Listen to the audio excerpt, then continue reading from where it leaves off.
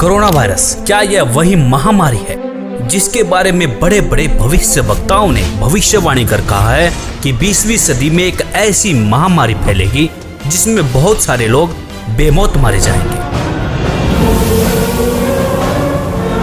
जग जाहिर है कि कोरोना वायरस ने चीन से निकलकर पूरे विश्व पर मौत का कहर बरपा रखा है। दोस्तों, ऐसे में राहत भरी खबर यह है कि इन भविष्य वक्ताओं ने ही मौत से बचने के लिए सटीक रास्ते बताए हैं।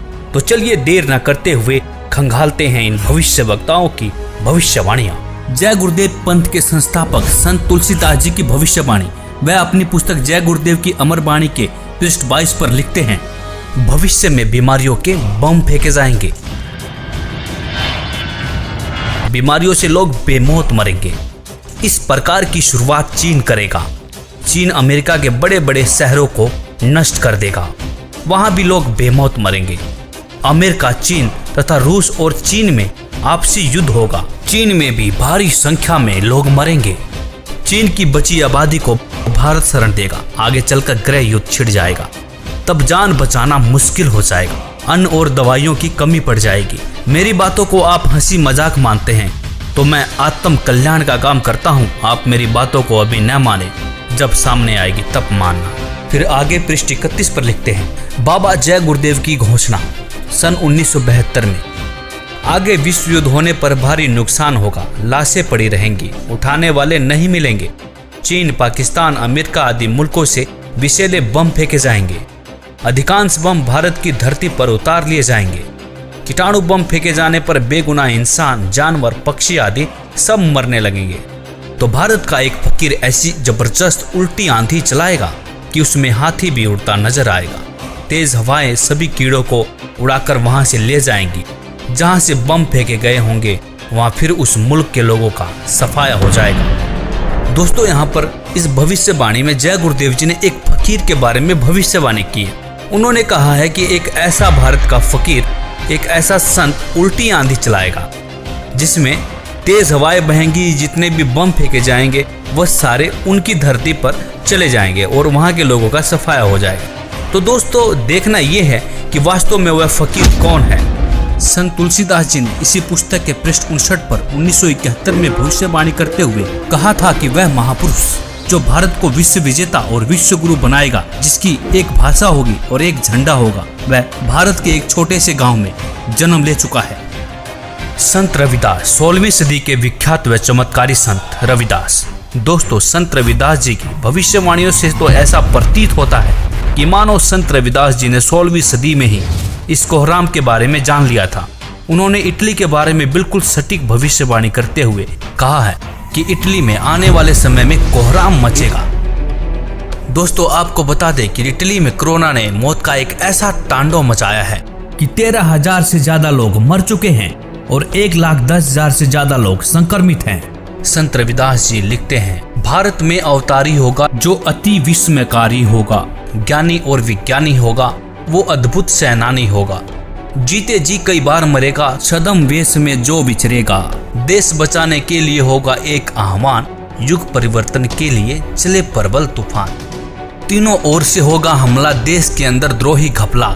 सभी तरफ कोहराम मचेगा, कैसे हिंदुस्तान बचेगा। नेता, मंत्री और अधिकारी, जान बचाना होगा भारी। छोड़ सब मैदान भागेंगे, सब अपने अपने घर दुबकेंगे। जिन जिन भारत मात सताई, जिसने इसकी करी लुटाई, ढूंढ ढूंढ कर बदला लेगा, सब हिसाब चुकता कर देगा। चीन अरब की धुरी बनेगी, विध्वंसक ताकत उभरेगी। सभी तरफ संगीन लड़ाई, घाटे में होंगे ईसाई। इटली में कोहराम मचेगा। जी हाँ, जहाँ पर 13,000 से ज्यादा लोग मर चुके हों, उसे कोहराम कहना गलत नहीं होगा। इससे बड़ी क्या त्रासदी हो सकती है। लंदन सागर में डूबेगा। जो तीसरा प्रलयंकारी, जो होगा भारी संहारी।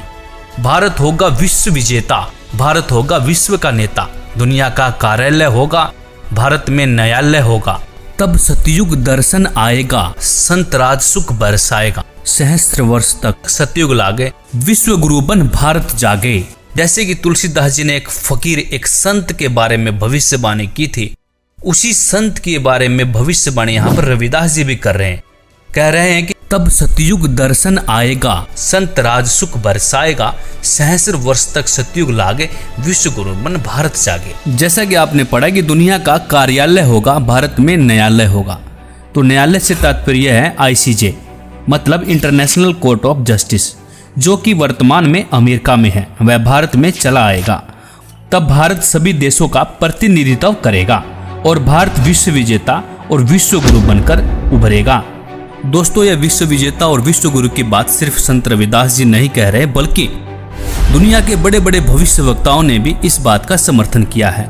जैसे कि फ्रांस के नास्ट्रेडमस, न्यू जर्सी की फ्लोरेंस, इंग्लैंड के कीरो ने, वेजिलेटिन ने, अमेरिका के जिन डिक्सन व एंडरसन ने, हंगरी के बोरिस्का ने, फ्रांस के डॉक्टर जूल वर्न ने, इजराइल जैसे महान राष्ट्र के प्रो हरार ने तथा नॉर्वे के आनंदचार्य आदि की भविष्यवाणियां भी इस बात का समर्थन करती है कि भारत के एक छोटे गांव से उत्पन्न एक महान संत के द्वारा भारत विश्व विजेता बन जाएगा। भगवान कृष्ण भक्त सूरदास जी की भविष्यवाणी। 1540 ईस्वी में जन्मे सूरदास जी ने आज के समय की परिस्थितियों के बारे में भविष्यवाणी की है। बताया है कि इस महामारी से कैसे बचा जा सकता है। वर्तमान समय के लिए सूरदास जी की भविष्यवाणी। सूरदास जी लिखते हैं, रे मन धीरज क्यों न धरे, संवत 2000 के ऊपर ऐसा जोग परे, पूरब पश्चिम उत्तर दक्षिण 34 काल फिरे, अकाल मृत्यु जग माही व्यापे, प्रजा बहुत मरे। स्वर्ण फूल वन पृथ्वी फूले, धर्म की बेल बढ़े, सहस्र वर्ष लगी सतयुग व्यापे, सुख की दया फिरे। काल जाल से वही बचेगा जो गुरु का ध्यान धरे, सूरदास ये हरि की लीला ठारे नहीं डरे। यहाँ पर सूरदास जी साफ साफ शब्दों में कह रहे हैं कि काल जाल से वही बचेगा जो गुरु का ध्यान धरे। तो दोस्तों, सूरदास जी यहाँ पर विज्ञान को भी चुनौती दे रहे हैं। वैज्ञानिक पावर से नहीं, आध्यात्मिक शक्ति से बचाव हो सकता है। तो कहा भी जाता है कि भगवान से विज्ञान है, विज्ञान से भगवान नहीं है। भविष्यवाणियां देखने के बाद अब बारी आती है कि इस गंभीर समस्या से, मौत जैसे काल से कैसे बचा जा सके। यहाँ पर सूरदास जी कहते हैं कि जो गुरु की शरण में जाकर भक्ति करेगा, काल जाल से बच सकता है। तो इस भविष्यवाणी की सच्चाई को परखने के लिए हमने भारत के प्रसिद्ध गुरुओं की विचारधारा को खोजना शुरू किया तो पाया कि लगभग सभी बड़े बड़े तिलकधारी, कथावाचक, मंडलेश्वर व महामंडलेश्वर, धर्म की रक्षा करने वाले धर्म गुरु अपने भगवानों से विश्वास खोए हुए वैज्ञानिक टिप्स देते हुए नजर आए। किसी धर्म गुरु को अपने इष्ट देव पर भरोसा ही नहीं देखने को मिला। लेकिन ऐसे में हमें संत रामपाल जी की विचारधारा मिली।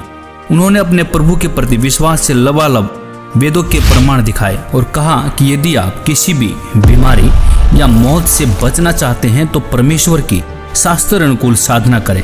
परमेश्वर आपकी मृत्यु क्या, आपकी आयु को 100 वर्ष तक बढ़ा सकता है। वेद बता रहे हैं कि वो अगर दूसरे लोक में भी चला गया हो, प्राण छोड़ गया हो, मर गया हो, या कति मृत्यु को निकट हो, उसके जीवन शेष ना रहे हो, उसको भी मैं 100 वर्ष जीवित करके और उसको रोग मुक्त करके 100 वर्ष की आयु प्रदान कर दूं। ये भगवान के गुणों में लिखा है। आप कैसा भी रोग हो, परमात्मा से बड़ा कोई वैद्य नहीं है। परमात्मा ने इस मिट्टी के शरीर को चला रखा है। उसको इसको ठीक करने में क्या देर लगेगी? 1 सेकंड का काम है।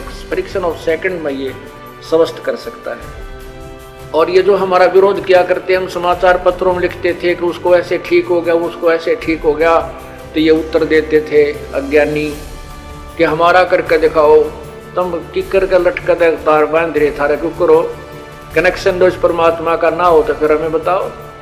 विनम्र होकर के विधिवत साधना करो परमेश्वर की, जो भगवान के गुणों में लिखा वो नहीं मिलेंगे तो फिर अब साधना करने का लाभ क्या? तो पुण्यात्माओं, यहाँ ना जाने बिना गिनती के इतने दुख दूर हुए, कैंसर तक और ब्रेन ट्यूमर तक, जिनके ऑपरेशन निर्धारित कर दिए गए थे और कोई गारंटी नहीं। डॉक्टर बताते थे कि इस ऑपरेशन का कोई सफलता का कोई गारंटी नहीं है और ये पीड़ा कुछ समय के लिए बंद हो सकती है। ऐसे यहाँ बगैर किसी ऑपरेशन के, परमात्मा की कृपा से, भगवान की रजा से, उस प्रभु की शक्ति से दूर हो गए, वो ठीक हो गए, वो रोग नष्ट होगा।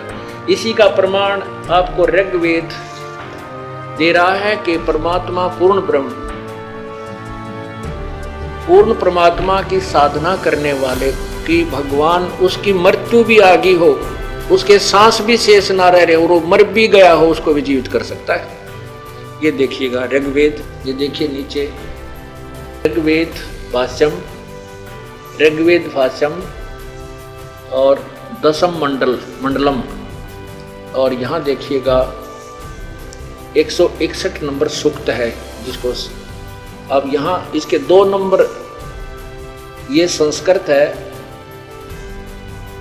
2 नंबर मंत्र की। इसमें क्या अनुवाद किया है, इस संस्कृत का अनुवाद इन्होंने किया है, यदि रोगी की अक्षीण आयु हो गई हो, यदि वह इस लोक से चला गया हो, अर्थात मर गया हो, चला गया है, इस लोक से चला गया है, ये संस्कृत आगे हिंदी। और यदि वह मृत्यु के पास गया हुआ है तो भी उसको मैं, भगवान कहता है, मृत्यु देवता नृत्य से के पास से लौटा ला सकता हूं, ये संस्कृत है, आगे देखना। और उसको 100 वर्ष के जीवन के लिए प्रबल करूंगा। परमात्मा तो कहता है कि उस उपासक की, जो परमात्मा का भक्त है, यदि वो परमात्मा की साधना शास्त्र अनुकूल कर रहा है, परम संत से नाम लेकर के, तो वेद बता रहे हैं कि वो अगर दूसरे लोक में भी चला गया हो, प्राण छोड़ गया हो, मर गया हो, या कति मृत्यु को निकट हो, उसके जीवन शेष ना रहे हो, उसको भी मैं 100 वर्ष जीवित करके और उसको रोग मुक्त करके 100 वर्ष की आयु प्रदान कर दूं। ये भगवान के गुणों में लिखा है। दोस्तों, इस विज्ञान के दौर में संत जी का दावा वाकई में हमें अचंभित करने वाला था। फिर क्या था, बाबा की इस सच्चाई को सामने लाने के लिए हमने पड़ताल करनी शुरू कर दी। पड़ताल में हमें रियल स्टोरी 99 करके एक YouTube चैनल मिला, जिस पर बहुत से अनुयायियों के अनुभव थे। हमने बहुत सारे अनुयायियों के अनुभव देखे और उसमें पाया बहुत सारे ऐसे लोग हैं जिनकी लाइलाज बीमारियां कहीं डॉक्टर डिटेक्ट भी नहीं कर पा रहे थे। वह बीमारियां संत जी के बताए अनुसार सत भक्ति करने से बिल्कुल ठीक हो चुकी थी। बहुत से ऐसे लोगों के भी अनुभव मिले जो मरने के बाद जिंदा हो चुके थे। दोस्तों, यह सब देखने के बाद आपको क्या लगता है, क्या यह वही संत हैं जिसके बारे में संत तुलसीदास जी लिखते हैं, संत रविदास जी लिखते हैं कि संत राज सुख बरसाएगा? सूरदास जी भी लिखते हैं कि काल जाल से वही बचेगा जो गुरु की शरण रहे। गुरु से तात्पर्य यहाँ पर एक सच्चे गुरु से है, जो आपको सही रास्ता बताता हो, सही शास्त्र अनुकूल भक्ति करके आपके जीवन को धन्य करता हो। नकली गुरु के शरण में रहने से मोक्ष संभव नहीं हो सकता।